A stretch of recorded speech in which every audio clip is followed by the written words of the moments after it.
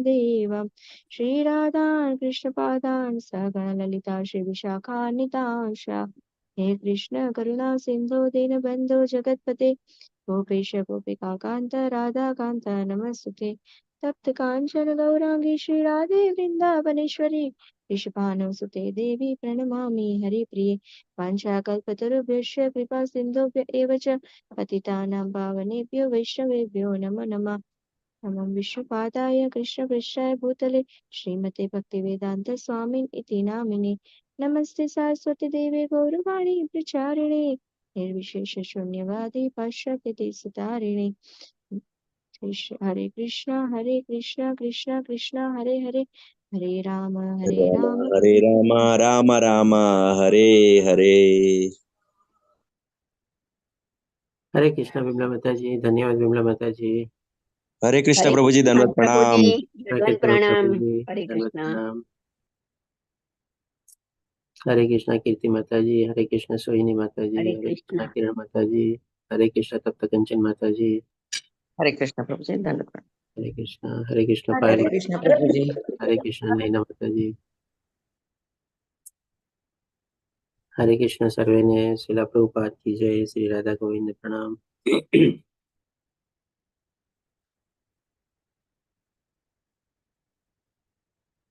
दंडवत प्रणाम कीर्ति माता जी। તો આજે આપણે લેશું શ્રીમદ ભગવદ્ ગીતાનો ત્રીજો અધ્યાય, જેનું નામ છે કર્મયોગ. આખી ભગવદ્ ગીતામાં 18 અધ્યાય છે અને 18 અધ્યાયમાં 2 અધ્યાય કર્મયોગ છે. ત્રીજો અધ્યાય પણ કર્મયોગ છે, પાંચમો અધ્યાય પણ કર્મયોગ છે. અને ભગવાને જેમ બીજા અધ્યાયમાં આપણને જ્ઞાન આપ્યું, આત્મજ્ઞાન આપ્યું, સ્વધર્મનું જ્ઞાન આપ્યું, નિષ્કામ કર્મ કેવી રીતે કરવું એના વિશે જ્ઞાન આપ્યું, અર્જુનના જે 5 પ્રશ્ન હતો એનો ભગવાને ઉકેલ આપ્યો, સંતોષકારક જવાબ આપ્યો. વધારાનો એક પ્રશ્ન અર્જુનનો ઉદ્ભવે છે કે સ્થિત પ્રજ્ઞ માણસની વ્યાખ્યા શું છે, એની જીવનશૈલી કેવી હોય છે, એના સંદર્ભમાં પણ ભગવાન એનો જવાબ આપે છે. તો આ બધું જ્યારે ભગવાને આપણને આધ્યાત્મિક જ્ઞાન આપ્યું, આધ્યાત્મિક આત્મજ્ઞાન ને બધું આપણને મળ્યું, તમારે હવે એમાંથી અર્જુનનો પ્રશ્ન ઉદ્ભવે છે. તો આ અધ્યાયના પહેલા શ્લોકમાં અર્જુનનો પહેલો પ્રશ્ન આવે છે. પહેલો નહીં પણ બીજો પ્રશ્ન. પહેલો પ્રશ્ન આવ્યો બીજા અધ્યાયના 54મા શ્લોકમાં કે સ્થિત પ્રજ્ઞ માણસની વ્યાખ્યા શું છે અને એની જીવનશૈલી કેવી છે, કેવી રીતે બેસે છે, ઉઠે છે, ચાલે છે. એ પણ ભગવાને આપણને જવાબના સંદર્ભમાં આપણે જાણ્યું હતું કે કેવી રીતે આપણે એનો બેસવા, ચાલવાનો, ઉઠવાનો મિનિંગ લેવાનો છે, અને જે ભગવાન આપણને 55 થી 72મા શ્લોકમાં બતાવ્યું. એવી રીતે હવે આપણે જોઈએ આ ત્રીજો અધ્યાય, જે આપણે 43 શ્લોક છે આમાં, અને આપણે 4 ભાગમાં વિભાજિત કરેલો છે. અને 4 ભાગમાંથી આજે આપણે 2 ભાગ લેશું, એટલે કે આપણે 1 થી 16 શ્લોક આજે કવર કરશું અને બાકીના 17 થી 43 શ્લોક આપણે આવતીકાલે કવર કરશું. તો જોઈએ અર્જુનનો પહેલો પ્રશ્ન શું છે પહેલા શ્લોકમાં. તો અર્જુને કહ્યું, હે જનાર્દન, હે કેશવ, જો તમે બુદ્ધિને સકામ કર્મ કરતા શ્રેષ્ઠ માનતા હો, તો પછી તમે મને આ ઘોર યુદ્ધ કરવા શા માટે પ્રેરી રહ્યા છો?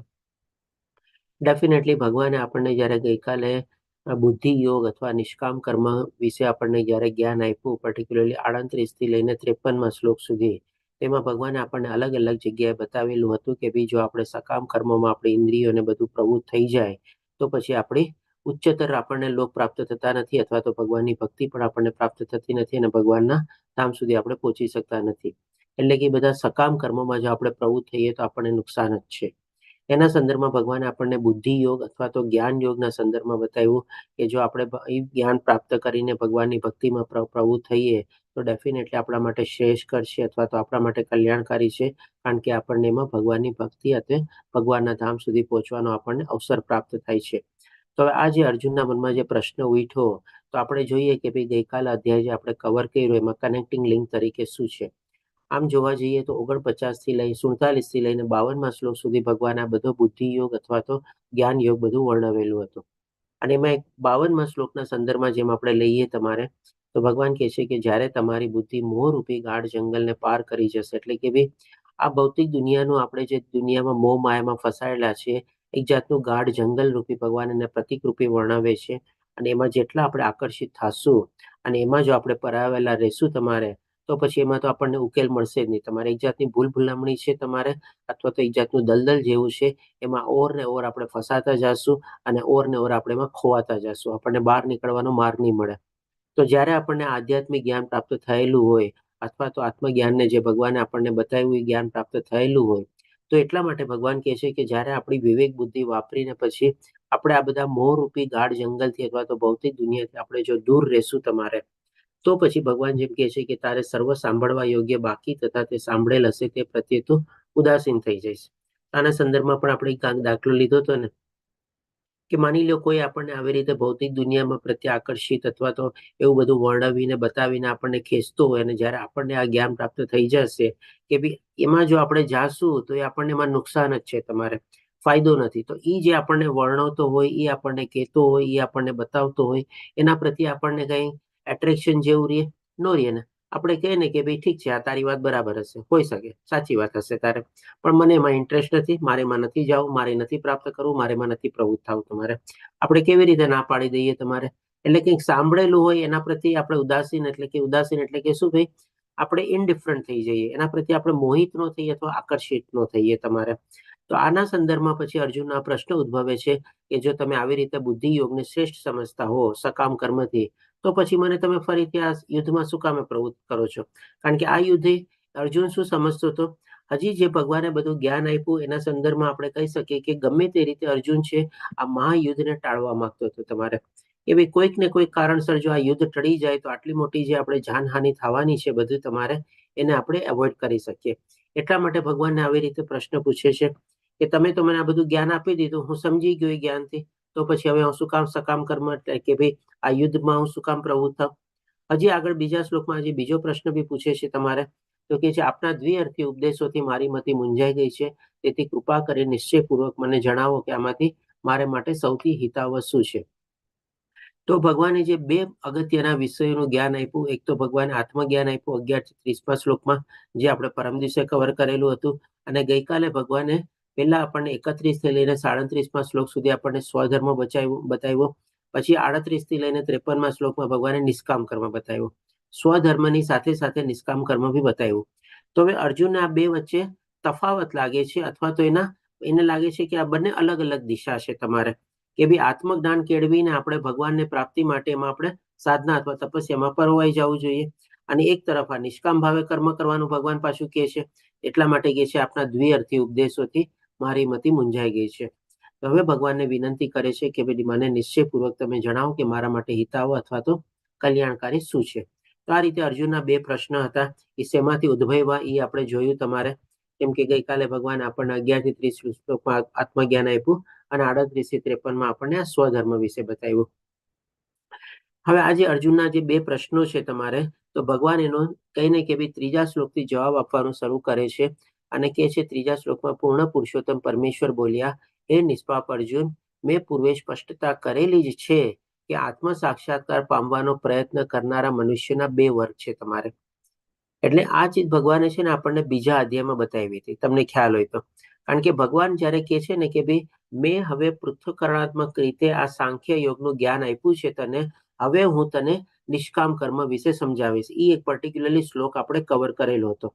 તો એ શ્લોક દ્વારા ભગવાન અહીંયા કહે છે કે ભાઈ મેં તને પહેલા જ આ તો બતાવેલું જ છે કે આત્મજ્ઞાન જે મેં તને સાંખ્ય યોગ સમજાયો તમારે, અથવા તો પૃથ્થકરણાત્મક રીતે જે જ્ઞાન આપ્યું તમારે, એ એક જ્ઞાન છે, અને એ કહેવાય આપણે જ્ઞાન યોગ.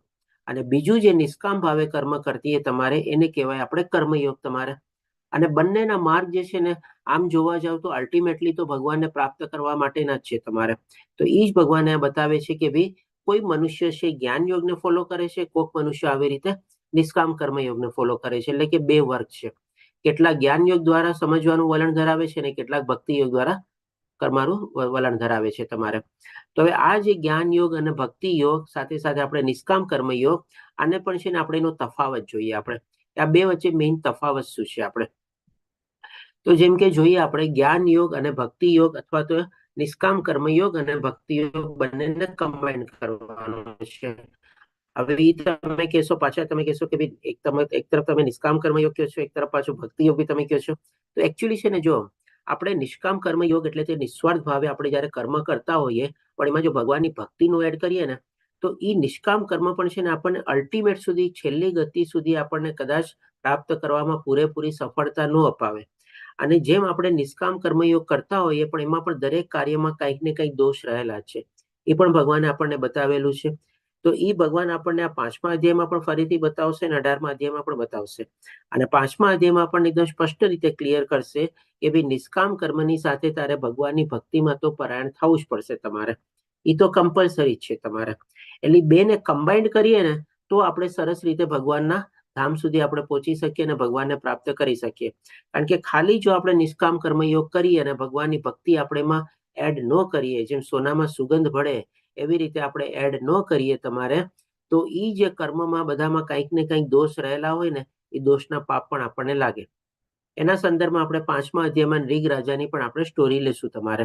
અને કદાચ આપણે લેવલ 1માં થોડું ઘણું આપણે ડિસ્કસ કરેલું બી હોય છે તમારે કે ભાઈ ડેફિનેટલી નિષ્કામ કર્મયોગ કેવળ પર્યાપ્ત નથી. કારણ કે ભગવાન એના પોતાના શબ્દમાં કહેશે આપણને કે ભાઈ એની સાથે ભક્તિ તો એડ કરવી જ પડે છે. એટલે કે આપણે શું છે એનું બ્લેન્ડ કરીએ છીએ તમારે. નિષ્કામ કર્મયોગની સાથે ભક્તિ યોગ આપણે એડ કરીએ એટલા માટે આપણે અહીંયા ભક્તિ યોગ નામ આપી દીધું. અને જ્ઞાન યોગ એટલે કે ભાઈ કેવળ આપણે જ્ઞાન યોગને ફોલો કરે છે. તો આવા બે વચ્ચે તફાવત જોઈએ તો જ્ઞાન યોગ શું છે? પરોક્ષ માર્ગ છે. પરોક્ષ માર્ગ કેવી રીતે તમારે? એટલે કે માની લો આજે દાખલા રૂપે આપણે લઈએ, આજે આપણી પાસે મોબાઈલ છે. હવે કોઈને આપણે મોબાઈલ આપીએ તો એ મોબાઈલ કેવો વાપરતા આવડી જાય ને તરત બધું તમારે. પણ હવે કોઈ વ્યક્તિ કે વાપરતા તો આવડી ગયો, ના પણ હું માનીશ નહીં આવી રીતે. એ મોબાઈલ કેમ ફંક્શન કરે છે, એની અંદર ચિપ કેવી રીતે બનેલી છે, એમાં સર્કિટ ક્યાં છે, એમાં પૂરેપૂરું મોબાઈલ વિશેનું જ્ઞાન મેળવીશ, પછી જઈને હું મોબાઈલ એપ્લાય કરીશ તમારે. તો આ રીતે જ્ઞાન યોગ વાળા લોકો ફોલો કરે. ના ભાઈ પહેલા તો હું બધું આખું શાસ્ત્ર વાંચીશ, શાસ્ત્ર વાંચીને ભગવાન વિશે જ્ઞાન મેળવીશ, ભગવાન વિશે માહિતી મેળવીશ, ભગવાન કેવી રીતે બધા કાર્યો કરે છે, લીલા કરે છે, એ બધું હું જાણીશ, પછી જઈને હું ભગવાનની ભક્તિ કરીશ. તો આટલો બધો સમય છે કોઈની પાસે? સમય હોય તો માની લો શાસ્ત્ર સમજવાનું એટલું જ્ઞાન પણ છે કોઈની પાસે? એટલે કે ઈ સેન્સમાં જ્ઞાન યોગ જે છે એ પરોક્ષ યોગ કહેવાય છે. અને ભક્તિ યોગ શું છે? પ્રેક્ટિકલ છે તમારે, એપ્લિકેશન. આજે જેમ કે આપણને મોબાઈલ મળ્યો, આપણને થોડું ઘણું બધું આવડતું હોય, ખબર હોય આપણને, અને કંઈક ન ખબર હોય તો બધી જેમ કે એપ્સ ને બધું આજકાલ નીકળેલું છે ને, ભાઈ મને તું એપ કહી દે ને, એની એપ આપી દે, હું સમજી જઈશ, મેળવી લઈશ તમારે, મારું કામ ચલાવી લઈશ તમારે, આગળ થઈ જશે મારું કામ બધું. એટલું બધું મારે કંઈ જ્ઞાન લેવાની જરૂર નથી કે એપ્સ કેવી રીતે બનાવીને, કોણે બનાવીને, કેવી રીતે ચાલે છે ને એટલું બધું તમારે.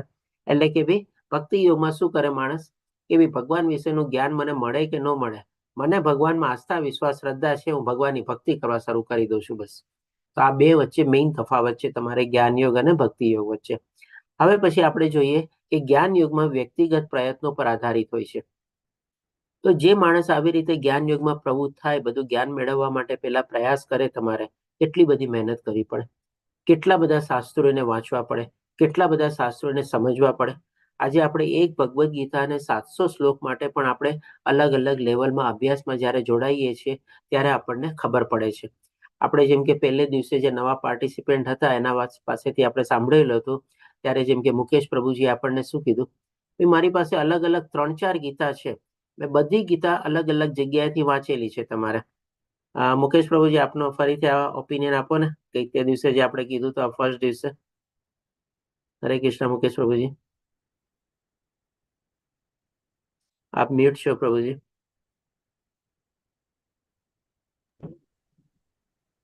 બોલો પ્રભુજી, હરે કૃષ્ણ. હા પ્રભુજી, પ્રશ્ન એ છે કે તમે પહેલે દિવસે જયારે આપણો સંક્ષિપ્તમાં પરિચય આપેલો હતો ત્યારે તમે કીધું મારી પાસે 3-4 ગીતા બધી છે, મેં બધી વાંચેલી છે, પણ મને સમજાણી નહીં તમારે. તો એ થોડુંક વર્ણવો ને. એ તો મેં તમને એ દિવસે બી કીધું કે હું સ્વાધ્યાયમાં બી જતો, આપણા પાંડુરંગ દાદા ને બરોબર, એમાં બી મેં ભગવદ્ ગીતા સમજવાનો ટ્રાય કર્યો હતો. ઇસ્કોનની બી મારા પાસે ગીતા હતી બરોબર, પણ એમાં છે લાઈક ઇઝી લેંગ્વેજ, પણ એ મને કદી સમજાણી જ નથી. હું 50-100 પત્તા વાંચીને પછી મૂકી દઉં કે આમાં મને નહીં મજા આવે, એમ કે બિલકુલ સમજણ નથી પડતી. પણ જયારે ફર્સ્ટ આપણો કોર્સ જોઈન કર્યો આનો, ત્યારે હવે લાગ્યું કે હા ભાઈ ગીતા સમજે એવી હવે છે. હવે મને એમાં થોડું એમાં રસ પડવા માંડ્યો. બરાબર, સરસ પ્રભુજી, ધન્યવાદ શેરિંગ બદલ. આ જ છે આપણે આમાં છે ને બહુ મહેનત કરવી પડે છે જ્ઞાન યોગમાં આગળ વધવા માટે. એટલે કે આપણા પોતાના પ્રયત્નો કેટલા આપણે આપીએ છીએ, કેટલો ટાઈમ આપીએ છીએ, કેટલી આપણી સમજણ શક્તિ છે, કેટલી આપણી બુદ્ધિ આપણે વાપરીએ છીએ, અને કેટલું આપણે અંદર ઉતારી શકીએ છીએ, બધી ઘણી બધી આપણે મહેનત કરવી પડે તમારે. ત્યારે જે ભક્તિ યોગમાં પ્રવૃત્ત થાય છે એને શું છે, ભાઈ હું તો ભગવાન ઉપર ભરોસો રાખું છું, મને ભગવાન ઉપર વિશ્વાસ છે બસ. એટલે કે ભગવાનની કૃપા અને દયા ઉપર આધારિત હોય છે. એ ભગવાનની ભક્તિમાં પ્રવૃત્ત થઈ જાય છે અને બસ જેવી પછી ભગવાનની મરજી, બસ બધું ભગવાનને શરણે થઈ જાય છે અને ભગવાન ઉપર છોડી દે છે તમારે. આ મેઇન તફાવત. બીજો તફાવત જાણો. હવે ત્રીજો તફાવત કે સફળતાની ખાતરી નથી. આજે જેમ કે માની લો મુકેશ પ્રભુજી આ ક્લાસ બધું ન જોઈન કર્યું હોત અને ભગવદ્ ગીતા 3-4 જગ્યાએથી વાંચી, પાંડુરંગ શાસ્ત્રીના ક્લાસ એટેન્ડ કર્યા, સ્વાધ્યાયમાં ગયા, બધે ગયા તમારે, અને મૂકી દીધું હોત તો, એટલે કે ભાઈ હથિયાર હેઠા મૂકી દીધા હોત અને આગળ ન વધ્યા હોત તમારે, તો એમને સફળતા પ્રાપ્ત થાત ન થાત ને તમારે. પણ જેમ કે અત્યારે મુકેશ પ્રભુજીના જેમ કે ભગવાન એમના ઉપર કૃપા થઈ અને એ આ અભ્યાસમાં એમાં જોડાણા તમારે, તો ડેફિનેટલી અત્યારે હવે આગળ બી વધે છે તમારે. લેવલ 1 થી અત્યારે લેવલ 2 બી આવી ગયા તમારે. એટલે કે ભાઈ જ્યારે આપણે ભગવાન ઉપર ભરોસો કરીએ છીએ, ભગવાન ઉપર બધું છોડી દઈએ છીએ ને, તો ભગવાનની આપણા ઉપર કૃપા થાય છે અને આપણને સફળતામાં, આપણને પ્રયાસ કરવામાં આપણા કંઈ બેકાર નથી જતા, આપણે ઓર આગળ વધીએ છીએ. જી રમેશ પ્રભુજી બતાવો, શું કહો છો આપ? હરે કૃષ્ણ પ્રભુ. એટલી ભક્તિ પણ નથી કામમાં આવતી. ભક્તિનું પોષણ થાય એવું જ્ઞાન અને વૈરાગ્ય જોડે હોય તો જ ભક્તિનું વૃદ્ધિ થતી હોય છે. હરે કૃષ્ણ. હરે કૃષ્ણ. આપની વાત એકદમ સાચી છે તમારે. તો ડેફિનેટલી જેમ ભક્તિના છે ને 2 પુત્રો છે તમારે, જ્ઞાન અને વૈરાગ્ય, અને ઈ છે ને ભગવાન આપણને 10મા અધ્યાયમાં બતાવે છે કે ભાઈ ઓટોમેટિકલી ભગવાન આપણા હૃદયમાં બેઠેલા છે ને જ્ઞાનનો પ્રકાશ આપણે પ્રગટાવે છે ને અંધકારનો, અજ્ઞાનમય બધું આપણે દૂર કરે છે. તો ડેફિનેટલી રમેશ પ્રભુજીની એ વાત સાચી છે. પણ આપણે અહીંયા બેની જે કમ્પેરિઝન અથવા જે તુલના કરીએ છીએ અને એના ઉપર એ પ્રસ્થાપિત કરવા માંગીએ છીએ કે ભાઈ જ્ઞાન યોગ કરતા ભક્તિ યોગ જે છે એ આપણને વધારે સફળતા આપે છે, જલ્દી સફળતા આપે છે અને સારી રીતે સફળતા આપે છે તમારે. ફક્ત કેવળ જો જ્ઞાન યોગને આપણે ફોલો કરીએ તો ઘણીવાર આપણે પાછા પડી જઈએ છીએ, જે આપણે અહીંયા કમ્પેરેટિવ સ્ટેટમેન્ટ પ્રમાણે આપણે જોઈ શકીએ છીએ. અને લાસ્ટમાં કે ભાઈ પ્રારંભિક શુદ્ધિકરણ અનિવાર્ય છે. એટલે કે જ્યાં સુધી આપણે આપણી ઇન્દ્રિયોને શુદ્ધ નહીં કરીએ અને આવી રીતે આકર્ષણમાં જો પ્રવૃત્ત રહેશું તો ગમે તેટલું આપણે જ્ઞાન મેળવી લેશું ને. આજે માની લો કોઈ કે ભાઈ આટલા પુરાણો વાંચી લીધા, આટલા વેદો વાંચી લીધા, પણ જેની ઇન્દ્રિયો તમારે આમાં જ પડેલી છે તમારે, તો પછી શુદ્ધિકરણ નથી થયેલું, તો એ જ્ઞાન એને શું કામનું તમારે? આજે કોઈ વ્યક્તિ માની લો ડોક્ટર બની જાય કે સર્જન બની જાય તમારે, પોથા વાંચીને એક્ઝામ આપીને બધું કરીને તમારે, પણ હવે એ કે ના ભાઈ મારે ઓપરેશન નથી કરવા, હવે મરીજોને હું તપાસીને નિદાન નહીં આપી શકું, મારા નિદાન ખોટા પડી શકે અને એવા કોઈ દાખલા બી થઈ જાય, તો ભાઈ એટલું બધું ભણેલું ને એટલું બધું જ્ઞાન એને શું કામમાં આવ્યું તમારે? એટલે કે ભાઈ જ્યાં સુધી પ્રેક્ટિકલી એનું આચરણમાં ન મુકાય ત્યાં સુધી એનો કોઈ ફાયદો થતો નથી. તો આના ભક્તિ યોગમાં શું થાય છે કે ભાઈ કૃષ્ણ ભાવનામૃત પોતે જ શુદ્ધિકરણની પ્રક્રિયા છે. એટલે કે જેમ જેમ આપણે ભગવાન ઉપર ભરોસો મૂકતા જઈએ છીએ અને ભક્તિમાં આપણે ઊંડા ઉતરતા જઈએ છીએ, જેમ આપણે કોઈ વાસણ હોય તમારે, ગંદુ વાસણ છે તમારે, હવે ગંદુ વાસણને આપણે સર્ફ લઈએ અથવા તો કોઈ લઈએ અને સાથે ઓલું કંઈક પોછવાનું આપણે લઈએ, જેમ જેમ આપણે ઘસતા જઈએ એ વાસણ સાફ થતું જાય ને, તો એવી જ રીતે જેમ જેમ આપણે ભક્તિમાં પ્રવૃત્ત થતા જઈએ ને એ શુદ્ધિકરણની પ્રક્રિયા કરે છે તમારે. શું કહો છો રમેશ પ્રભુજી આપ? ભક્તિનો પહેલો પ્રપંચ છે. ભક્તિ પહેલી જોઈએ, બસ પછી જ્ઞાન વૈરાગ્યની જરૂર છે. બરાબર, એ જ કહેવા માંગતા હતા કે ભાઈ ડેફિનેટલી જેમ જેમ આપણે ભક્તિમાં પ્રવૃત્ત થતા જઈએ ને, આજે જેમ કે માની લો બાળક હોય તમારે, હવે એને ચાલતા તો ન આવડતું હોય ને, પણ એ શું કરે? બાખોડિયા ભરે કે નહીં પેલા, અને બાખોડિયા ભરીને પછી પેલા ઊભા થતા શીખે, ઊભા થતા પછી પાપા પગલી કરીને ચાલતા શીખે ને, તો આ જ આપણે ભક્તિ છે. પછી કેવું ઓટોમેટિકલી ચાલી જાય. પણ હવે તમે એને કહો કે ના બેટા, આ તારે પેલા છે ને ચોપડી વાંચવાની કે બાખોડિયા કેવી રીતે ભરાય, પછી તારે પાછી ચોપડી વાંચવાની કે તારે ભાઈ ઊભા કેવી રીતે શીખાય, પછી પાછી તારે ચોપડી વાંચવાની કે ભાઈ તારે ચાલતા કેવી રીતે શીખાય, એ બાળક ક્યારે શીખવા મળશે કે બોલો તમારે? થાય જ નહીં ને, પોસિબલ જ નથી ને તમારે.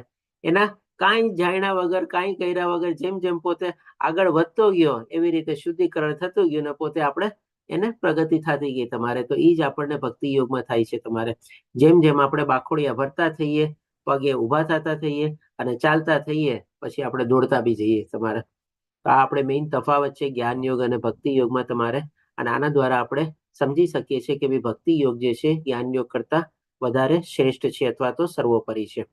હવે આપણે આગળ વધતા જોઈએ. આ આપણે તફાવત એટલા માટે જાણ્યો કે જેમ ભગવાને કીધું ને કે ભાઈ મેં ઓલરેડી પહેલા બતાવેલું છે કે આ 2 માર્ગ છે ને કે એ લોકો ફોલો કરે છે. હવે ભગવાન આપણે કહીએ કે અર્જુનનો જે મેઇન પ્રશ્ન હતો ને એના મુદ્દા તરફ આગળ વધે છે. પહેલા જેમ અર્જુનનો પ્રશ્ન હતો ને કે દ્વિઅર્થી શબ્દો, એટલે કે એને પહેલા ભગવાને ક્લિયર કર્યું કે ભાઈ મેં જે તને બે ચીજ સમજાવી ને એ બેમાં આ રીતે તફાવત છે, જ્ઞાન યોગ અને ભક્તિ યોગમાં. તો ચોથા શ્લોકમાં કહે છે કે મનુષ્યને કર્મનો સમૂળગો પ્રારંભ ન કરવાથી ન તો કર્મફળથી મુક્તિ પ્રાપ્ત થાય છે અને ન તો કર્મ ત્યાગથી તેને પૂર્ણતા સિદ્ધ થાય છે. તો હવે આના સંદર્ભમાં પણ આને આપણે બે પાર્ટમાં સમજીએ. જેમ કે માની લ્યો અત્યારે અર્જુન વિચારે કે ભાઈ ચાલો અત્યારે મારે યુદ્ધ નથી લડવું અને એ યુદ્ધ મેદાન છોડીને તમારે જેમ ભગવાન એને બુદ્ધિ યોગ બતાવ્યો એ રીતે જંગલમાં વયો જાય. ત્યારે એ પ્રમાણે બધા સાધન ઉપલબ્ધ હતા, ત્યાં જઈને ભગવાનની સાધના અને તપસ્યા કરવા લાગે તમારે. તો શું એને કર્મફળમાંથી મુક્તિ પ્રાપ્ત થાય? ડેફિનેટલી નો થાય. કારણ કે એનો જે સ્વભાવ હતો એ ત્યાં જઈને શાંત મને ભગવાનમાં મન લગાડી શકવાનો હતો? નો જ થાય. તમારે ગમે તેટલી કોશિશ કરે તો એના મનમાં જે વિચાર હોય ત્યાં યુદ્ધ થયું હશે કે નહીં થયું હશે તો કોણે કોનો સામનો કર્યો હશે, તમારે ભીષ્મ પિતામહની સામે કોણ લડ્યું હશે, ભીમ પેલા દુર્યોધનની સામે લડ્યો હશે કે ગુરુ દ્રોણાચાર્યનો સામનો કર્યો હશે? આવા કેટલાય પ્રશ્નો એના મનમાં ઉદ્ભવે તમારે. અને પોતાના નેચર પ્રમાણે હોઈ શકે ત્યાં પાછું કંઈક નવું યુદ્ધ આરંભ કરી દે જંગલમાં, અથવા તો કંઈક નવી ચીજ પોતામાં શરૂ થઈ જાય. એટલે કે ભાઈ એના કર્મફળમાંથી વાતો માની લો યુદ્ધ થવાનું હોય પોતે ચાલ્યું જ રાખે, તમારે જે થવાનું છે તમારે, એમાંથી પણ એને મુક્તિ તો પ્રાપ્ત ન થાય ને તમારે. એટલે કે ન અહીંયા નો રહીએ ન વાનો રહીએ તમારે. અને બીજા પાઠમાં જેમ અહીંયા ભગવાન કહે છે ન તો તેને કર્મ ત્યાગથી તેને પૂર્ણતા સિદ્ધ થાય છે. હવે એ ત્યારે કર્મ ત્યાગ કરીને યુદ્ધ ન લડે, પોતાના ક્ષત્રિય સ્વધર્મ પોતે ન નિભાવે તમારે, તો એને જે સિદ્ધિ પ્રાપ્ત કરેલી હતી તમારે એ એને પ્રાપ્ત થાય તમારે. કોઈ એને કે ભગવાને જ આપણને બીજા અધ્યાયમાં બતાવ્યું ને કે ભાઈ તારા દુશ્મનો તારા માટે કટુ વચનો વાપરશે, અપ્યસ જેવા શબ્દો વાપરશે, જે તને સારો સિદ્ધ યોદ્ધા માને છે એ પણ તારા વિશે વિચારશે કે ભાઈ કાયર છે અને ડરી ગયો તમારે. તો પછી એની જે સિદ્ધિ હતી તમારે, એને જે પોતે એટલી મોટી નામના મેળવેલી હતી, એની નામના ટકે તમારે? કોઈ નો માને ને તમારે. એટલે કે ભાઈ કર્મ ત્યાગ કરીને એને કોઈ રીતે ફાયદો ન થાય. સ્વધર્મ નો ત્યાગ કરીને અથવા તો પોતાનું કર્તવ્ય કર્મ ત્યાગ કરીને કોઈ માણસને ગમે તે રીતે ક્યારેય ફાયદો ન થાય તમારે. હંમેશા એને નુકસાન જ થાય. ન એને કર્મફળમાંથી મુક્તિ પ્રાપ્ત થાય, ન એને પોતાની સિદ્ધિ પોતે પ્રાપ્ત કરી શકે તમારે. તો આ જ ભગવાન એને સૌથી પહેલા અહીંયા બતાવે છે. પછી આગળ વધતા 5મા શ્લોકમાં કહે છે કે પ્રત્યેક વ્યક્તિને તેણે ભૌતિક પ્રકૃતિ દ્વારા મેળવેલા ગુણો અનુસાર વિવશ થઈને, કમ્પલસરી બાઉન્ડ થઈને તેને કર્મ કરવું જ પડશે. આજે જેમ કે અર્જુનના પણ એના નેચર પ્રમાણે એને યુદ્ધમાં પ્રવૃત્ત થવું જ પડે તમારે. તેથી કોઈ પણ મનુષ્ય એક ક્ષણ માટે પણ કર્મ કર્યા વિના રહી શકતો નથી. હવે આ જે ભગવાન કહે છે આ શું કામે કહે છે? કારણ કે આપણે જે આ શરીર આપણને મળેલું છે ને શરીરનો જે નિર્વાહ થાય છે તમારે, એમાં પણ આપણે છે ને એક જાતનું કર્મ કરીએ છીએ. એ જ ભગવાન આપણને બતાવે છે કે ભાઈ એક ક્ષણ પણ વગર આપણને કર્મ કર્યા વગર ચાલતું નથી. તો એ જે ભગવાન આપણને 6થા શ્લોકમાં પછી આગળ બતાવે છે કે જે મનુષ્ય કર્મેન્દ્રિયોને કાબુમાં રાખે છે પરંતુ મનમાં ઇન્દ્રિયોના વિષયોનું ચિંતન કરે છે તે નિસંદેહ પોતાને છેતરે છે અને ઢોંગી કહેવાય છે. હવે જેમ કે અર્જુન ત્યારે યુદ્ધ ભૂમિ છોડીને વયો જાય તમારે, અને ત્યાં ભગવાનની તપસ્યા અને સાધના કરવા બેસી જાય, જેમ આપણે ડિસ્કસ કર્યું, અને એના મનમાં હજી બધું ચિંતન ચાલતું હોય મહાભારતની યુદ્ધ ભૂમિ, કુરુક્ષેત્રની યુદ્ધ ભૂમિ વિશે તમારે, તો ત્યાં જઈને સાધના જે કરે છે, આપણે શું કહે છે ભગવાન કે ભાઈ પોતાને તો છેતરે છે અને ઢોંગી છે તમારે. એટલે કે કોઈ માણસ આપણે બીજી રીતે આપણે જોઈએ તો અહીંયા જે ફોટો પણ આપેલું વર્ણવેલું છે તમારે, આજે આવા ઘણા બધા આપણને ઢોંગી અથવા જે કહેવાતા સાધુ સંતો બધા મળે છે તમારે, કે ભાઈ પોતાના એવા કોઈ ભગવા વસ્ત્રો પહેરી લે તમારે, મોટી દાઢી રાખી લે, હાથમાં કમંડળ રાખી લે તમારે, એવી કોઈ માળા પહેરી લે અને પોતાને કહે કે ભાઈ બહુ મોટા સાધુ છે, સંત છે તમારે. અને આ બધા કહેવાતા સાધુ સંતો જે હોય છે તમારે, એને પોતાના ઇન્દ્રિયો ઉપર સંયમ નથી હોતો, ઇન્દ્રિયો ઉપર કાબુ નથી હોતો. કેમ કે અહીંયા આપણે ફોટાથી બી જોઈ શકીએ છીએ તમારે, એક હાથમાં કંઈક ને કંઈક એવું કમળદંડની સાથે એવું વ્યસનનું સાધન છે કે જે તમારે એનું ભોગ કરે છે તમારે. બીજા હાથમાં જોઈએ છે તમારે કે ભાઈ કંઈક ને કંઈક બીજું એવું સાધન છે કે જેથી કરીને આ ભૌતિક દુનિયાની સાથે આપણે પોતે વાર્તાલાપ ને બધું એનું ચાલુ છે તમારે. તો આવું બધું જે માણસને સાધના કરવી હોય, ભગવાનની તપસ્યા કરવી હોય, ભગવાનનું ચિંતન કરવું હોય તમારે, એને આ બધી ચીજની જરૂરત જ શું પડે તમારે? કોઈ જરૂરત જ ન પડે તમારે. તેમ છતાં પણ આવી રીતે એક જાતનો દેખાવ કરતા હોય તમારે એ લોકો, તો એના સંદર્ભમાં ભગવાન કહે છે કે ભાઈ પોતાને છેતરે છે અને ઢોંગી કહેવાય છે. આજે પણ આપણને ઘણા એવા દેખાતા હોય છે કે જે આપણે કહીએ ને કે ભાઈ પોતાના સંસારમાંથી અથવા ગમે તે રીતે થાકીને, હારીને, કંટાળીને કે ના ના ના ના આ બધું તો ખોટું છે, સંસાર અસાર છે તમારે, આ તો દુનિયા આખું મિથ્યા છે જગત તમારે, હવે તો હું ભાઈ ભગવાનની ભક્તિમાં ને ભગવાનમાં એમાં જ લાગી ગયો છું તમારે. પણ હજી એના મનમાં તો એવા બધા વિચારો ચાલતા હોય તમારે. તો આ એકચ્યુઅલી છે ને સાચું નથી તમારે કે ને કે ભાઈ છોડો ઘર બાર અને ચલો હરિદ્વાર, કારણ કે ભાઈ પોતે હારેલા, કંટાળેલા અને થાકેલા છે અથવા તો બહુ ત્રાસ એના ઉપર થયેલો છે અને આવી રીતે બધું છોડીને કહેવાતું જો કરતા હોય તમારે તો એક જાતનો ઢોંગ છે, અહીંયા ભગવાન બતાવે છે. આપણે શું છે આ સંસારમાં રહીને આપણી જવાબદારીઓ નિભાવતા આપણે ભગવાનને પ્રાપ્ત કરવાની આપણે કોશિશ કરવાની છે. પછી ભગવાન આપણને આગળ કહે છે 7મા શ્લોકમાં, પરંતુ જો કોઈ નિષ્ઠાવાન મનુષ્ય એટલે કે ભાઈ પોતે પોતાની નિષ્ઠા અથવા પોતે પોતાની જવાબદારીઓ અને પોતાની ફરજને અડેલો છે તમારે, મનુષ્ય કર્મેન્દ્રિયોને મન દ્વારા નિયંત્રિત કરવાનો પ્રયત્ન કરે છે. એટલે કે ભાઈ પોતાની જે જવાબદારી છે, પોતાની જે ફરજ છે પોતે નિભાવે છે અને સાથે સાથે ભગવાનને પ્રાપ્ત કરવા માટે ભૌતિક દુનિયાના મોહ માયાને આકર્ષણથી પોતાની ઇન્દ્રિયો અથવા એના ઉપર પોતે સંયમ મેળવે છે, કાબુ મેળવવાની કોશિશ કરે છે અને શુદ્ધ ભાવે ભગવાનની ભક્તિમાં પ્રવૃત્ત થવાનો પ્રયત્ન કરે છે અને અનાસક્ત થઈને કર્મયોગ અથવા કૃષ્ણ ભાવનામય કર્મનો આરંભ કરે છે તો ઘણો ચડિયાતો છે. કોના ચડિયાતો છે? તો કે ભાઈ ઓલો જે ઢોંગી જે છે ને અથવા જે નાટક કરે છે ને ખાલી કહેવાતો તમારે, એના કરતા ઘણો ચડિયાતો છે. તો અહીંયા આપણે ભગવાનના શબ્દો દ્વારા સ્પષ્ટ આપણે સમજી શકીએ છીએ કે આપણે પણ સંસારથી ભલે ગમે તેટલા હારેલા, કંટાળેલા, થાકેલા હોઈએ ને, આપણે સમાધાન કરવાનું છે તમારે. આપણે આપણી ઘણી જગ્યાએ આપણો પોતાનો દોષ હોઈ શકે છે તમારે, પણ આપણને દેખાતો નથી આપણો દોષ. અને જેમ જેમ આપણે આ દોષ ગોતવા માંડશું અથવા તો આપણી પોતાની ઇન્દ્રિયો પર કાબુ મેળવવાનો પ્રયત્ન કરશું તમારે, ત્યારે આપણને સમજાશે કે ભાઈ મારો દોષ કેટલો હતો, સામેવાળાનો દોષ કેટલો હતો, હું કેટલી જગ્યાએ ખોટો હતો, સામેવાળો કેટલી જગ્યાએ ખોટો હતો તમારે. અને એમાંથી સમાધાન કરીને આપણે માર્ગ કાઢીને જ્યારે આગળ વધશું અને ભગવાનને સાથે રાખીને ચાલશું, ત્યારે આપણે કહી શકીએ કે ભાઈ આપણે ઘણા ઉન્નત થયેલા છે. આપણે કહીએ ને કે ભાગવાનું નથી તમારે કોઈ ચીજ છોડીને. આ જ ભગવાન અહીંયા બતાવે છે કે ભાઈ તારે અત્યારે આ યુદ્ધ છોડીને ભાગવાની જરૂર નથી, તારે યુદ્ધ કરવું જ પડશે. તારો નેચર અને તારો સ્વભાવ પણ તને એમાં બાધ્ય કરશે યુદ્ધ લડવા માટે તારે.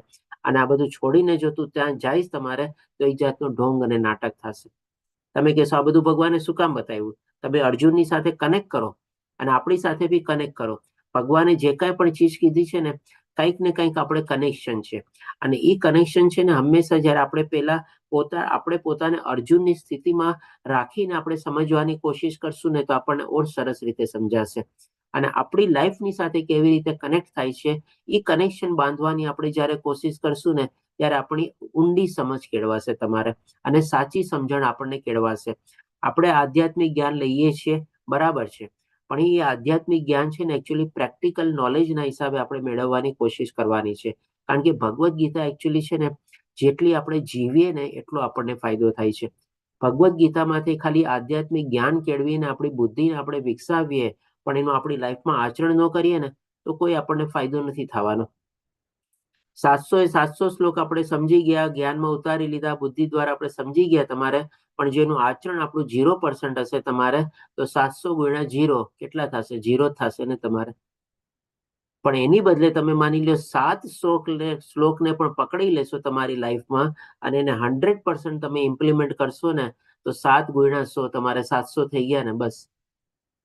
એટલે કે ભગવદ્ ગીતાને જીવવી વધારે જરૂરી છે, નહીં કે ભાઈ એને જાણવી, એને સમજવી, એને બુદ્ધિમાં ઉતારવી, જ્ઞાનમાં ઉતારવી. તમારે છે એ પણ જરૂરી, પણ એના કરતા બધા કરતા આચરણ જે છે ને એ સૌથી વધારે જરૂરી છે. તમારે જેટલું આચરણ કરશું આપણને એટલો આપણને ફાયદો થશે અને એટલી આપણી પ્રગતિ થશે. હવે જેમ ભગવાને કીધું હતું ને કે ભાઈ આપણે એક ક્ષણ પણ કર્મ કર્યા વગર રહેતા નથી, એ ભગવાન આપણને 8મા શ્લોકમાં આપણને ઓર સ્પષ્ટ રીતે બતાવે છે કે તું તારું નિયત કર્તવ્ય કર્મ કર.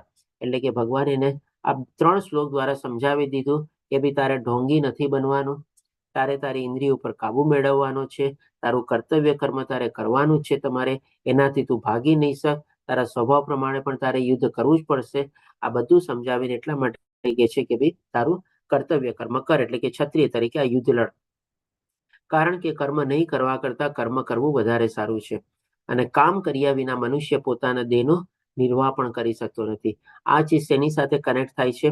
તો કે ભાઈ જે ભગવાને કીધું ને કે આપણે એક ક્ષણ પણ કર્મ કર્યા વગર રહેતા નથી.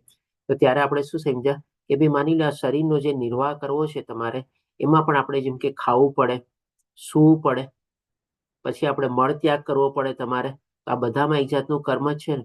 આપણે ખાઈએ છીએ એમાં પણ તો આપણે કંઈક ને કંઈક આપણે હાથને મહેનત કરાવીએ છીએ, મોઢામાં નાખીએ છીએ, દાંતેથી ચાવીએ છીએ, જીભેથી ચગડીએ છીએ, ચાટીએ છીએ, અંદર આપણે નાખીએ છીએ. આ પણ તો બધું એક કર્મથી. અને હજી બીજા કર્મ છે ને જે આપણને ખબર પણ નથી હોતા, અનાયાસ કન્ટિન્યુઅસલી ચાલ્યા જ કરે છે. જેમ કે આપણા હૃદયના ધબકારા છે તમારે, આખા શરીરમાં આપણું લોહી વહે છે તમારે. આ બધી ચીજો ઉપર આપણને કંટ્રોલ છે. આપણે શ્વાસ લઈએ છીએ, શ્વાસ કાઢીએ છીએ, બહાર કાઢીએ છીએ. આ બધી તો કન્ટિન્યુઅસલી આ ક્રિયા ચાલતી જ હોય છે ને તમારે. એક સેકન્ડ અથવા તો ફ્રેક્શન ઓફ સેકન્ડમાં પણ આપણું હૃદય જો અટકી જાય તમારે, શું દશા થાય આપણી? એટલે કે ભાઈ એક ક્ષણ પણ કામ કર્યા વગર ચાલતું નથી. જે ભગવાને કીધું ને એ અહીંયા આપણે થાય છે કે આપણો શરીરનો જે નિર્વાહ છે ને એ પણ આવી જ રીતે કન્ટિન્યુઅસલી નિરંતર જ્યાં સુધી દેહ છે ત્યાં સુધી ચાલે છે, જ્યાં સુધીમાં આત્મા છે ત્યાં સુધી એ પણ આપણું હૃદય પણ એક ક્ષણ માટે પણ બેઠું નથી રહેતું આપણે. અને બાકી બધા કર્મો પણ આપણે કરીએ જ છીએ. તો આ શ્લોક દ્વારા છે ને આપણને પેલા આપણા જે કર્મ છે ને બે ભાગમાં વિભાજિત થઈ જાય છે ને આપણને ખબર પડે છે. આ બધા જે શરીરના નિર્વાહ માટે જે આપણે કર્મ કરીએ છીએ ને એ બધા આપણે કહી શકીએ નિત્ય કર્મ છે. જ્યાં સુધી આપણું શરીર છે આપણે શ્વાસ લેવો પડશે, આપણી અંદર લોહી ચાલવાની પ્રક્રિયા ચાલતી રહેશે, હૃદયના ધબકારા ચાલતા રહેશે, આપણે કંઈક ને કંઈક ખાવું પડશે તમારે, નિંદ્રા લેવી પડશે તમારે, મળમૂત્ર ત્યાગ કરવો પડશે તમારે.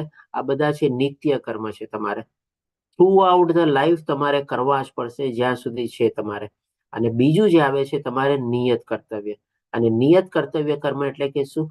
જે કાંઈ પણ આપણે પ્રોફેશન ચૂઝ કરેલો હોય, જેમ કે અહીંયા ક્ષત્રિય તરીકે અર્જુનનો યુદ્ધ કરવાની ડ્યુટી છે તમારે.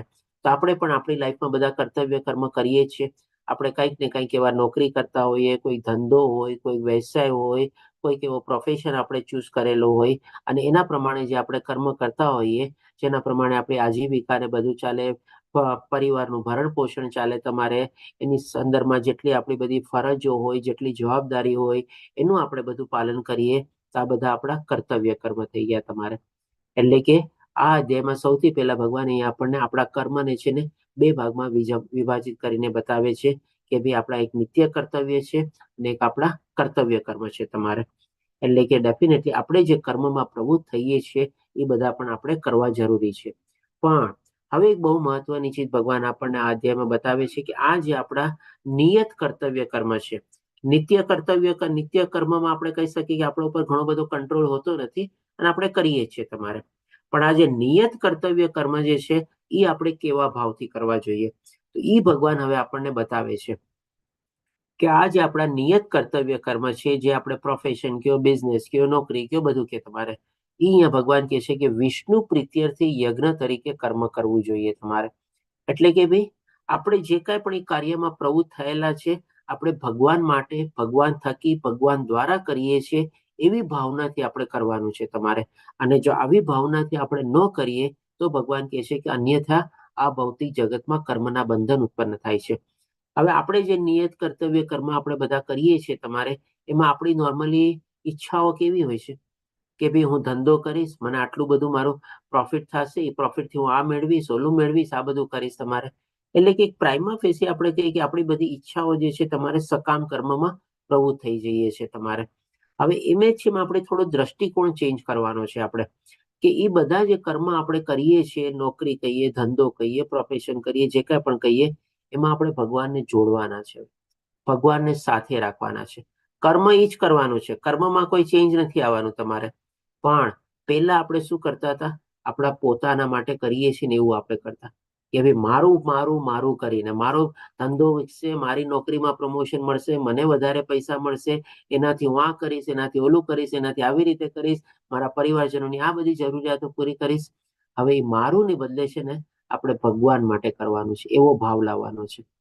રિઝલ્ટ અને ફળ તમે જોજો એક જ મળશે તમારે. કારણ કે આપણે શું છે, ભગવાનને સાથે રાખીને જોડીને ચાલશું. આપણને પણ ત્યારે આપણે કર્મ કરશું, નોકરીમાં આપણને પગાર મળવાનો છે, બઢોતરી થવાની છે, બધું થવાનું છે. પણ આપણે શું એ ભગવાન તારા થકી આ થયું, ભગવાન તારે તે જ મને આ બુદ્ધિ આપી, તે જ મને જ્ઞાન આપ્યું. બસ એટલે કે એના પ્રત્યર્થે યજ્ઞ તરીકે આપણે એવા ભાવથી કરવાનું છે તમારે. થોડોક આપણો એટીટ્યુડ જે છે ને આપણે ચેન્જ કરવાનો છે તમારે. અને એવા ભાવથી જો આપણે કરશું ને તો એ આપણને કર્મ બંધનથી આપણે ફસાશું નહીં. કારણ કે મારું મારું કરી અથવા મારા માટે કરું છું બધું કરશું તો આપણે એનાથી આપણે ફસાઈ જશું.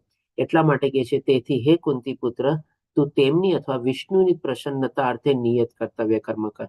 કે ભાઈ ભગવાન તમારા થકી જ થાય છે આ બધું. આજે મારું બિઝનેસ ગ્રો થયો, તમારે નવી નવી બ્રાન્ચ બની, નવા નવા સેલ બન્યા, બધું થયું તમારે, ભગવાન તમારી કૃપા છે. બસ ભગવાનને આપણે સાથે રાખવાના, જોડવાના છે તમારે. અને એ રીતે તું સદા અનાસક્ત અને બંધનમાંથી મુક્ત રહીશ. એટલે કે ભાઈ આ જે કર્મ કરવાની પાછળનો આપણો જે એટીટ્યુડ અને ભાવ છે અથવા તો જે કર્મ કરવાનો જે દ્રષ્ટિકોણ છે આપણે એ જરાક એમાં ડાયવર્ટ કરશું અથવા તો જરાક આપણે ટર્ન લેશું તમારે અને ભગવાન તરફ વાળીને આપણે જો કરશું ને તમારે તો ઘણો આપણને ફાયદો થશે તમારે. આજે જેમ કે માની લો એક જગ્યાએ પહોંચવાના બે રસ્તા હોય તમારે. હવે તમે એક રસ્તેથી સીધા જાઓ છો તમારે અને ત્યાં તમે પહોંચી ગયા, બરાબર છે, પણ તમારો ટાઈમ બચ્યો બધું હોય તમારે, બરાબર છે. પણ હવે બીજી જ રસ્તો જે છે ત્યાં તમને બીજી બે ચાર કંઈક રસ્તામાં દુકાનો ને બધું આવે છે તમારે અને તમે એ સાથેમાં લઈ વસ્તુ બી લઈ અને તમે ત્યાં પહોંચ્યા અને પછી તમે ઘરે જાઓ છો. આજે જેમ કે એ પેલી જગ્યાએ તમે પહોંચી ગયા ડેસ્ટિનેશનમાં, તમે ત્યાંથી પછી કામ પતાવીને ઘરે ગયા. તમે પેલા રસ્તેથી ગયા, સીધા પહોંચ્યા, કામ પતાવ્યું, સીધા પાછા આવ્યા, ઘરે ગયા. હવે ઘરે તમે શું કરો? ખાલી હાથે જાઓ ને. તમને કોઈ તમારા બાળકો હોય, પત્ની હોય, બધા તમને પૂછે ને શું લાવ્યા, કેવી રીતે લાવ્યા? તમે કહો હું તો મારા કામ થઈ ગયો હતો ને મારું કામ પતાવીને આવતો રહ્યો તમારે. વાતા પૂરી. પણ હવે તમે એ રસ્તામાં બીજી બે ચાર દુકાનો આવી જેમાં તમારે ઘરકામમાં બધી ચીજો બધી જરૂર પડતી હોય તમારે, એવી તમે સાથે લઈ ગયા અને એ તમે લઈ અને તમે વહાં પહોંચ્યા, તમારું કામ પતાવ્યું ને પાછા તમે ઘરે આવ્યા. હવે ઘરે આવીને તમારા પત્ની અને બાળકો તમને પૂછે શું લાવ્યા તમે, કામ પતી ગયું? તમે કહો હા જો આ તમારા માટે આ લઈ આવ્યું છે. કેટલા ખુશ થાય તમારે? બસ આપણે આ જ તો દ્રષ્ટિકોણ કરવાનો છે. ભગવાનને આપણે સાથે વચ્ચે રાખવાના છે. બસ કે ભગવાન હું મારા માટે સ્વાર્થ માટે હું સીધું કામ પતાવીને પાછો આવી જઈ શકું છું, બરાબર છે તમારે. તો કઈ ભગવાનને ગમે તમારે ન ગમે ને, પણ આજે તમે વચ્ચે કોઈક મંદિર હોય તમારે, મંદિરે દર્શન કરીને જાઓ અને આરામથી પછી તમે તમારું કામ પતાવો. આવતી વખતે તમારું કામ પતી ગયું હોય, ભગવાનને તમે પાછા મંદિરે જાઓ, પાછા તમે દર્શન કરો, ભગવાનને થેન્ક્સ કહો, ભગવાનને કહો. ભગવાનને કેટલું ગમે તમારે? આ જો જાતી વખતે પણ મારા માટે કંઈક લઈને આવ્યો હતો અને આવતી વખતે મારા માટે મને થેન્ક્સ ને બધું આપ્યું તમારે. જેમ આપણે ઘરમાં બાળકો અને પત્ની કેટલા ખુશ થાય. બસ આવો જ જો દ્રષ્ટિકોણ રાખીએ, આવી રીતે ભગવાનને સાથે રાખીને જોડીને બધા કામ કરીએ તો આપણને બંધનમાંથી મુક્ત રહેશું તમારે. હવે પછી ભગવાન આપણને 10માથી લઈને 16મા શ્લોકમાં આ ચીજ આપણને ઓર ડિટેલમાં આપણને સમજાવે છે કે ભાઈ કેવી રીતે આપણે જો કરીએ તમારે તો એ ખાલી વન વે ટ્રાફિક નથી, ઇન્ક્લુડિંગ દેવી દેવતાઓને બધા આપણને પ્રસન્ન થાય છે આપણા ઉપર. જેમ આપણા ઘરમાં પત્ની અને બાળકો કેવા પ્રસન્ન થયા તમારે. તો એ જ ભગવાન હવે આપણને 10થી લઈને 16મા શ્લોકમાં બતાવે છે કે આપણે કર્મકાંડથી અથવા તો કર્મયોગ તરીકે કેવી રીતે આગળ વધવાનું. દરેક કર્મમાં આપણે ભગવાનને સાથે રાખીને જોડીને ચાલવાના અને ભગવાન થકી, ભગવાન દ્વારા અને ભગવાનનો આપણે આભાર માનવાનો. તો 10મા શ્લોકમાં ભગવાન આજે આખી પ્રક્રિયા કેવી રીતે ચાલે છે એ આપણને બતાવે છે. તો 10મા શ્લોકમાં ભગવાન કહે છે કે સર્જનના પ્રારંભે સમસ્ત પ્રાણીઓના સ્વામીએ વિષ્ણુ માટેના યજ્ઞ સહિત મનુષ્ય તથા દેવતાઓનું વંશનું સર્જન કર્યું. એટલે કે જ્યારે આ સૃષ્ટિની શરૂઆત થઈ ત્યારે ભગવાને બધા દેવી દેવતાઓને બધાને નિયુક્ત કરેલા હતા અને એ લોકોને બધાને આપણે શક્તિઓ અથવા બધા પાવર આપેલા હતા અને એમના પર બધા વંશજને બધું હતું તમારે. અને તેમને આશીર્વચન કહ્યા. એટલે કે આશીર્વચન એટલે કે શું? બધા જે અલગ અલગ દેવી દેવતાઓ છે બધાને કંઈક ને કંઈક પોર્ટફોલિયો આપી દીધો કે તારે આ સંભાળવાનું, તારે આ સંભાળવાનું, એવી રીતે. અને તમે આ યજ્ઞથી સુખી રહો, કારણ કે એ કરવાથી તમને સુખપૂર્વક રહેવા અને મુક્તિ પામવા માટે સર્વ ઈચ્છિત વસ્તુઓ પ્રાપ્ત થઈ શકશે. એટલે કે ભાઈ મનુષ્ય માટે પણ અલગ અલગ યજ્ઞો વિધિને બધું બતાવી દીધું કે તમારે આ ભાવથી તમે યજ્ઞ કરશો તો તમને આ દેવી દેવતા આવી રીતે પ્રસન્ન થશે અને તમને આ બધી ચીજો મળશે અને તમારું પણ નિર્વાહ ચાલશે અને દેવી દેવતાઓને પણ યજ્ઞ તરીકેનો ભાગ મળતો રહેશે તમારે. હવે પછી ભગવાન આપણને 11મા શ્લોકમાં એ બતાવે છે કે જે આપણે મનુષ્ય તરીકે આ બધા જે યજ્ઞ કરશું તમારે, તો યજ્ઞો દ્વારા પ્રસન્ન થઈને, એટલે કે 2 વે ટ્રાફિક છે. આપણે ખાલી આપવાનું નથી તમારે, સામેથી આપણને મળે જ બી છે તમારે, કે રિટર્ન ગિફ્ટ બી મળે છે તમારે. આપણે તો યજ્ઞો દ્વારા પ્રસન્ન થઈને દેવો તમને પણ પ્રસન્ન કરશે, એટલે એ લોકો પણ આપણને રિટર્ન ગિફ્ટ આપશે. અને એ રીતે માનવો તથા દેવો વચ્ચેના સહકારથી સૌનો અભ્યુદય થશે, એટલે કે બંનેનો કોઓપરેશન. બંને આપણે કહીએ ને કે એકબીજાને આપણે કંઈક ને કંઈક અર્પિત કરશે અને સમર્પિત કરશે, એના રિટર્નમાં પણ આપણને કંઈક ને કંઈક મળતું રહેશે. હવે આ કેવી રીતે મળે છે એ પણ ભગવાન આપણને બતાવે છે. તો કે છે કે જીવનની વિવિધ જરૂરિયાતોની પૂર્તિ કરનારા વિભિન્ન દેવો. કેમ કે આપણે શું છે, સૂર્યનારાયણ, સૂર્ય ભગવાન જે છે ને આપણને શું આપે છે, પ્રકાશ અને અજવાળું આપે છે. ચંદ્રદેવ આપણને શું આપે છે, તો કે ભાઈ શીતળતા અને છાંયો આપે છે. એકથી અજવાળું થાય છે તો એકથી આપણે અંધારું થાય છે. એકથી અજવાળું થાય છે તો આપણે બધા કાર્યમાં પ્રવૃત્ત થઈએ છીએ. અંધારું થાય છે તો આપણે નિંદર કરીએ છીએ. ઇન્દ્ર આપણને શું આપે છે, તો કે વરસાદ આપે છે. લક્ષ્મી માતા શું આપે છે આપણને, તો કે ભાઈ દ્રવ્ય આપે છે. સરસ્વતી માતા શું આપે છે, તો કે ભાઈ જ્ઞાન આપે છે. એટલે કે જેમ ભગવાને કીધું ને, બધા દેવી દેવતાઓને આશીર્વચન આપેલા છે, એટલે કે બધા દેવી દેવતાઓને અલગ અલગ પોર્ટફોલિયો અથવા તો પાવર આપેલા છે. અને એ રીતે આપણી બધી જીવન જરૂરિયાતોની પૂર્તિ થાય છે. જેમ કે પવન દેવ આપણને વાયુ આપે છે, જેનાથી આપણે શ્વાસ લઈએ છીએ તમારે. તો આ રીતે ભગવાને કીધું કે વિવિધ જરૂરિયાતોની પૂર્તિ કરનારા વિવિધ દેવો યજ્ઞ સંપન્ન કરવાથી પ્રસન્ન થઈને તમારી બધી જરૂરિયાતો પૂરી કરશે, એટલે કે આપણી બધી જરૂરિયાતો પૂરી કરે છે. પણ આપણે જે લોકો આવી રીતે યજ્ઞની પ્રક્રિયા જાણતા હોય અને સમજતા હોય એ પ્રમાણે કરે તો બરાબર છે. બધા લોકો તો આવી રીતે કરતા નથી તમારે યજ્ઞ ભાવથી કર્મ. તમારે એ લોકો તો શું, પોતાના સ્વાર્થ માટે જ બધું કરતા હોય છે તમારે.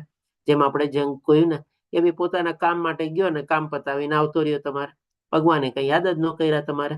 એટલા માટે કહે છે કે પરંતુ જે મનુષ્ય પ્રાપ્ત ઉપહારો ભગવાન શું કામે કહે છે, કારણ કે દેવી દેવતા બધા આપણને જો હવા આપણને ઓટોમેટિકલી મળે છે, આપણે એના માટે પૈસા આપવા પડે છે. વરસાદ આવે જ છે તમારે, ઠંડી ગરમી પણ થાય જ છે બધું તમારે. એટલે કે આ બધી ચીજો તો ઓલરેડી આપણને મળી ગઈ છે તમારે. તો આ પ્રાપ્ત ઉપહારોને દેવોને અર્પણ કર્યા વગર ભોગવશે તો તે નક્કી ચોર જ છે. એટલે કે ભાઈ ડેફિનેટલી આપણે ભગવાનને કંઈક રિટર્નમાં આપવું જોઈએ, કારણ કે ભગવાને શું કીધું, બંનેના સહકારથી. હવે દેવી દેવતાઓ તરફથી આપણને આ બધું પ્રાપ્ત થયેલું છે, અને આપણે જો કાંઈ પાછું આપણે અર્પિત ન કરીએ, સમર્પિત ન કરીએ, અને આ બધું આપણે ભોગવીએ રાખીએ, તો ભગવાન કહે છે કે નક્કી ચોર જ છે. આને સમજવા માટે એક આપણે દાખલો લઈએ. માની લો આપણે કોઈકના ઘરે આપણે મહેમાન તરીકે ગયા છીએ તમારે. હવે મહેમાન તરીકે ગયા હોય, આપણને માની લો બહુ ક્લોઝ રિલેશન ને બધું છે, આપણને આગતા સ્વાગતા કરી, બેસાડ્યું, બધું કર્યું. પણ હવે મહેમાન તરીકે હોઈએ તો આપણો અધિકાર બને છે શું, કે ભાઈ જઈને સીધું તમારે એના કિચનમાં જવાનું. તમને તરસ લાગી છે, તમે પાણીનો પ્યાલો લ્યો, ફ્રીજ ખોલો ને તમે પાણી કાઢીને પાણી પીવા માંડો. તમને ભૂખ લાગી હોય તરત તમે તમારા હિસાબે જે મનમાં ફાવે તમે લઈ લ્યો અને ખાવા માંડો. તમારે આપણને અધિકાર બને છે? નથી બનતો ને તમારે. તો આપણે પણ આ સૃષ્ટિમાં તો એક મહેમાન તરીકે જ અહીંયા આવ્યા છે ને તમારે. આપણે કયો આ જયારે આવ્યા હતા ત્યારે આખી સૃષ્ટિ તો બધી બનેલી જ હતી ને. એમાં પૃથ્વી, જળ, અગ્નિ, વાયુ, આકાશ બધું હતું જ તમારે.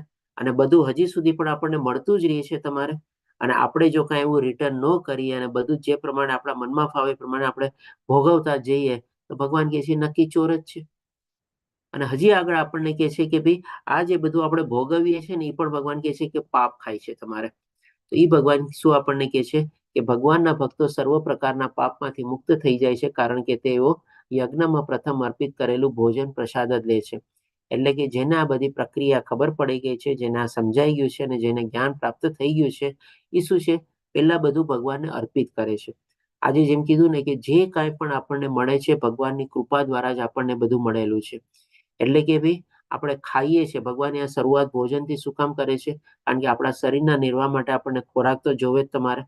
તો અહીંયા ખાલી ખોરાક આપણે પ્રતિકના રૂપે લઈએ તમારે, કે ભાઈ ડેફિનેટલી આપણે જે કાંઈ પણ ખાતા હોઈએ એમાં પણ ભગવાનનો વાસ છે, અને ભગવાન થકી જ આપણને મળેલું છે. પણ આપણે બાકી બધી ચીજોમાં પણ છે ને ભગવાનને પેલા જોવાના છે. જેમ કે માની લો આપણે કોઈ કપડાં લેવા હોય તમારે, આપણા ઘરમાં ભગવાનના વ્યગ્ર ને બધું હોય તમારે, તો આપણે શું પેલા વિચારવાનું, મારા ભગવાનના વાઘા ને બધા છે કે નહીં, ભગવાનનો શૃંગાર બધો છે કે નહીં. આપણે કંઈક આપણી ચીજ માટે લેવી હોય તમારે, તો ભગવાનને જો આપણે પેલા આપણે રાખીએ સાથે, અને માની લો એ બધું હોય, અને પછી આપણે આપણા માટે પણ કોઈ કપડાં લઈએ, સાડી લઈએ, કે કોઈક આપણે શર્ટ લઈએ, પેન્ટ લઈએ, તો શું છે, ભગવાનને આપણે પેલા દેખાડવાનું કે જો ભગવાન તમારી કૃપાના કારણે હું આજે આ પ્રાપ્ત કરી શક્યો. આ બધી નાની નાની ચીજ કહું છું. મોટી મોટી ચીજ બી લઈએ, આપણે કોઈ ગાડી લીધી હોય, પેલા ભગવાનને આપણે એમાં બેસાડવાના, ભગવાન તમારા થકી જ મને આ પ્રાપ્ત થયેલું છે. એ જ ગાડીમાં આપણે ભગવાનના પેલા મંદિરે જવાનું તમારે અને દર્શન કરવાના તમારે. બીજા લોકોને કોઈકને આપણે લિફ્ટ આપી શકતા હોય તો લિફ્ટ આપણે આપવાની તમારે, કે ચાલો હું મંદિરે જાઉં છું, તમને બી સાથે લઈ જાઓ તમારે. એટલે કે બધી ચીજમાં ભગવાનને આપણે સાથે રાખીને જોડીને અને ભગવાન થકી, ભગવાન દ્વારા અને ભગવાનની કૃપાને આપણે હંમેશા બેક ઓફ ધ માઇન્ડમાં આપણે રાખવાનું તમારે. તો એ બધું આપણે થઈ ગયું કૃષ્ણ ભય ભાવના યુક્ત કર્મ તમારે, અથવા તો વિષ્ણુ પ્રીત્યર્થે કર્મ, જે ભગવાન આપણને 9મા શ્લોકમાં બતાવ્યું તમારે. તો આ ભગવાન કહે છે કે જો આવી રીતે આપણે ગ્રહણ કરીએ તો આપણે ચોર પણ ન ગણાઈએ અને પાપ પણ ન ખાઈએ. કારણ કે ભગવાન પછી શું કહે છે, અન્ય લોકો એટલે કે જે લોકો આવી રીતે નથી કરતા, તો જેઓ પોતાના જ ઇન્દ્રિય સુખ માટે ભોજન બનાવે છે તેઓ નક્કી પાપ જ ખાય છે. એટલે કે જે કાંઈ પણ ચીજ ભોગવે છે, ખાલી ખાવાનું નહીં, પણ જે કાંઈ પણ ચીજ પોતાના માટે કરે છે તમારે, એ એક જાતનું પોતે પાપ જ ખાય છે. અને ભગવાન ત્યાં સુધી કહે છે કે નક્કી ચોર જ છે. હવે પછી ભગવાન આપણને 14મા શ્લોકમાં આ જે આપણને આખી યજ્ઞની પ્રક્રિયા બતાવી, એ કેવી રીતે આપણે ચાલે છે એ પણ આપણને બતાવે છે. તો કહે છે કે બધા દેહધારી પ્રાણીઓ અન્ન ખાઈને પોષણ પામે છે. એટલે જેમ કીધું ને, આપણા શરીરના નિર્વાહ માટે આપણને ખોરાક પહેલા જોઈએ તમારે. એટલે કે ભગવાને ખાવાથી શરૂઆત કરી, અને અન્ન વરસાદથી ઉત્પન્ન થાય છે, વરસાદ યજ્ઞ કરવાથી વરસે છે, અને યજ્ઞ નિયત કર્મો કરવાથી થાય છે તમારે. એટલે કે આખી એક ઇકો સાયકલ આપણને અહીંયા બતાવી. હવે જે ભગવાન અહીંયા આપણને જે યજ્ઞ ચક્ર બતાવ્યું તમારે, એ યજ્ઞ ચક્ર આપણે પહેલા બે રીતે સમજશું. એક તો ભગવાને જે પ્રમાણે બતાવ્યું એ આપણે સમજીએ, અને બીજું એને આજની પ્રેક્ટિકલ લાઈફમાં પણ આપણે એને કેવી રીતે એપ્લાય કરીએ એ પણ આપણે સમજીએ, અને એ પણ આપણે બહુ મહત્વનું છે. તો સૌથી પહેલા તો ભગવાન દ્વારા જે બધા વેદોને બધા આપણે નિર્માણ કરવામાં આવેલા છે, આપણે એને વેદ ભગવાન બી કહીએ છીએ. અને આપણા વેદોમાં શું છે, બધાનો નેચર પ્રમાણે કંઈક ને કંઈક બધાની ક્રિયાઓ છે ને બતાવવામાં આવેલી છે, કયા વ્યવસાયમાં એમાં પોતે પ્રવૃત્ત થાય. એને પહેલાના વખતમાં લોકો બ્રાહ્મણ વર્ણ વ્યવસ્થાને બહુ ફોલો કરતા તમારે. એટલે કે બ્રાહ્મણ, ક્ષત્રિય, વૈશ્ય, શૂદ્ર એવી રીતે બધા ભાગ કરેલા છે તમારે. માની લો પહેલાના વખતમાં લોકોની પાસે જમીન ને બધું હતું, તો ખેતી કરતા તમારે. હવે ખેતી કરતા પહેલા એને જે કાંઈ પણ બધા કર્મ કરવાના બધું કરે, જમીનને ખેડે, એમાં બીજ વાવે, નિંદામણ કાઢે અને બધું કરે તમારે. હવે આવી રીતે પોતે પોતાનું કર્મ કરી લીધું તમારે. હવે પછી શું કરે, યજ્ઞ કરે તમારે. એટલે કે ભાઈ ભગવાનને પ્રાર્થના કરે તમારે. અને પહેલાના પ્રકારમાં આવી રીતે બધા યજ્ઞ થતા તમારે. અને એ યજ્ઞ કરીને દેવી દેવતાઓને બધું પોતે અર્પિત કરે, તે અમે અમારા કર્તવ્ય કર્મ કરી લીધા છે, અને ભગવાનને કે હવે તમે પ્રસન્ન થાઓ એવી રીતે. અને ભગવાન અથવા તો દેવી દેવતાઓ બધા પ્રસન્ન થઈને શું કરે તમારે, જેમ કે માની લો વરસાદ આપે, અને વરસાદ આવ્યો તમારે, તો પછી તમારે જે લોકોએ ખેતીમાં બધી મહેનત કરી હોય એમાં પછી સારું મજાનું ધાન ઉગે. હવે ધાન ઉગે ત્યારે પછી પણ એ લોકો શું જ કરે, ભગવાનને પેલા થેન્ક્સ કે તમારે. એટલે કે આ ધાનથી પછી અલગ અલગ પ્રકારના બધા વ્યંજનો બનાવે તમારે, ખાવા પીવાના પકવાન બનાવે અથવા તો ભોજન બનાવે. અને એ ભોજન બનાવીને પેલા ભગવાનને અર્પિત કરે કે ભાઈ ભગવાન તમારા થકી જ આ બધું થયેલું છે. અમે અમારું કર્તવ્ય કર્મ કર્યું અને તમે અમારા ઉપર કૃપા કરી. એ કૃપા દ્રષ્ટિના પ્રમાણે અમે અમારું દાન ને બધું મળ્યું અને હવે આપને અર્પિત કરીએ છીએ. અને એ અર્પિત કરીને પછી એને પોતે ભોજન તરીકે ગ્રહણ કરે. તો આ આખું જે યજ્ઞ ચક્ર ભગવાને બતાવ્યું, જે આપણને ભગવાને શ્લોક વાઇઝ બતાવ્યું, એ આપણે સમજ્યા. હવે તમે કહેશો કે આ યજ્ઞ ચક્ર આપણી લાઈફમાં કેવી રીતે એપ્લાય થાય છે? તો આજની તારીખમાં આપણી લાઈફમાં પણ એ રીતે જ એપ્લાય થાય છે. શોર્ટમાં જે મેં તમને એક બે દાખલા આપ્યા કે ભાઈ આપણે આપણા માટે કપડાં લઈએ, આપણા ઘરે ગાડી આવે કે કાંઈ પણ ચીજ આવે, તો ભગવાનને આપણે સાથે રાખીને ચાલવાના છે. તો એ જ આપણે ચક્રને પણ એમાં કનેક્ટ કરીએ તો ભગવાન દ્વારા વેદો બનાવેલા છે, એનામાં તો આપણે કંઈ કરવાનું નથી. હવે આ વેદો પ્રમાણે આજની તારીખમાં શું છે, બધા લોકોની કંઈક ને કંઈક કેપેસિટી હોય છે, કંઈક ને કંઈક લાયકાત અને કાબેલિયત હોય છે. એ લાયકાત અને કાબિલિયત પ્રમાણે શું છે, પોતે કાં તો ધંધો કરતા હોય, અથવા તો કોઈક એવી ડિગ્રીઓ પ્રાપ્ત કરીને એવા પ્રોફેશનમાં પ્રવૃત્ત થયેલા હોય, અથવા તો માની લો એની આવડત પ્રમાણે કોઈક એવી નોકરી અથવા એમાં પોતે પ્રવૃત્ત થયેલા હોય તમારે. હવે એ નોકરી કયો, વ્યવસાય કયો કે પ્રોફેશન કયો, એમાં પોતે પોતાનું કર્મ કરતો હોય. આપણે બધા નોર્મલી 8 કલાકની ડ્યુટી કરીએ છીએ તમારે. હવે એ કર્મ કરીને પછી આપણે શું કરીએ કે ભાઈ ભગવાનને આપણે સમર્પિત કરીએ તમારે, કે ભાઈ મેં મારું કર્મ કરેલું છે. સવારના પોરમાં ઉઠીને આપણે ભગવાનની પ્રાર્થના કરીએ. આખા દિવસમાં પછી આપણે આપણું રોજિંદુ જે કર્મ કરવાનું એ કરીએ. ફરીથી પાછું જે આપણે રાતના ભગવાનને સૂતા પહેલા આપણે ભગવાનને યાદ કરીને બધું કરીએ. આ એક નોર્મલ લાઈફ કહું છું તમારે. આપણે પછી હવે જેમ જેમ આગળ વધશું લેવલમાં અને ભક્તિમાં આપણે પ્રવૃત્ત થશું થોડો ઘણો વધારે ટાઈમ આપવાનો હોય છે.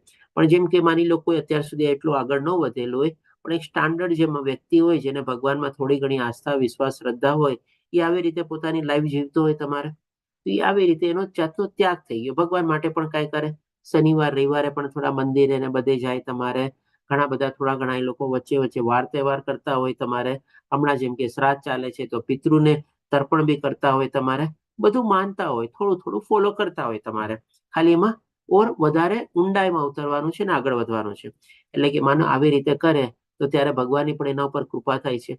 નોકરી કરતો હોય તો એને પગાર મળે તમારે, સારી રીતે કર્મ ને બધું કરતો હોય એને પ્રમોશન મળે, બધું મળે તમારે, ધંધો હોય તો એમાં એનું વેચાણ થાય, નફો થાય, બધું થાય તમારે.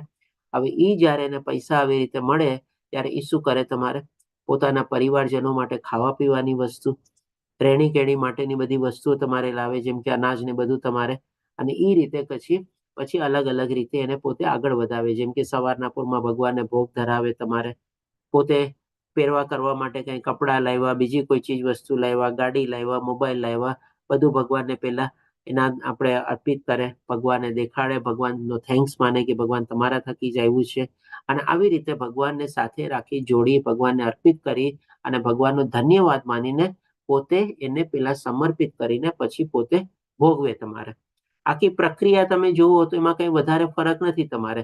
જે આપણે ત્યાગનું ચક્ર સમજ્યા અને આજની તારીખમાં કેવી રીતે કનેક્ટ કરવાનું છે એ આપણે સમજ્યા, એવી જ રીતે આપણે કરવાનો છે.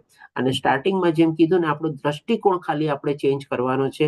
અને એના સંદર્ભમાં આપણે એલો દાખલો બી લીધો કે બે રસ્તા હોય આપણને કામ માટે પહોંચાડતા હોય, પણ આપણે બીજા રસ્તામાં જઈએ, ભગવાનને સાથે રાખીને ચાલીએ, જોડીને ચાલીએ, તો આપણો આખો એ બંધન કરતા થતા નથી. તો આ જ આપણને બેનિફિટ થાય છે. અને આવા ભાવથી જ આપણે કર્મ કરવાનું છે. અને એવા ભાવથી કર્મ કરીએ તો એક રીતે આપણો વિષ્ણુ પ્રીત્યર્થે યજ્ઞ તરીકે કર્મ બી થઈ ગયો, અને સાથે સાથે આપણે નિષ્કામ કર્મ પ્રત્યે પણ આપણે આગળ વધી શકીએ છીએ. હવે પછી ભગવાન આપણને 15મા શ્લોકમાં બતાવે છે, આ બધી ચીજ પ્રક્રિયા બતાવીને કે છે નિયંત્રિત કર્મોનો નિર્દેશ વેદોમાં થયો છે. એટલે જેમ કીધું ને કે વેદોમાં એ પ્રમાણે અલગ અલગ નેચર પ્રમાણે અલગ અલગ કાર્યો બધાને શેમાં પ્રવૃત્ત થવું જોઈએ, એના સ્વભાવ, ગુણ, લાયકાત પ્રમાણે બધું બતાવવામાં આવેલું છે. અને વેદો પૂર્ણ પુરુષોત્તમ પરમેશ્વરમાંથી પ્રગટ થયા છે. પરિણામે સર્વવ્યાપી બ્રહ્મ યજ્ઞોમાં સદૈવ અવસ્થિત હોય છે. એટલે કે ઇવન આપણે જે યજ્ઞ બી કરીએ છીએ એમાં પણ ભગવાનનો વાસ રહેલો છે તમારે. ભગવાનની હાજરી તો બધે જ છે, કણ કણમાં ભગવાન રહેલા જ છે તમારે. હવે પછી ભગવાન આપણને 16મા શ્લોકમાં કહે છે કે જો આવી રીતે આ બધું ચીજ આપણે કરતા હોઈએ તો એ આપણે કહે ને કે બેસ્ટ યુટિલાઇઝેશન ઓફ આપણે કહી શકીએ કે મનુષ્ય જીવનનો છે.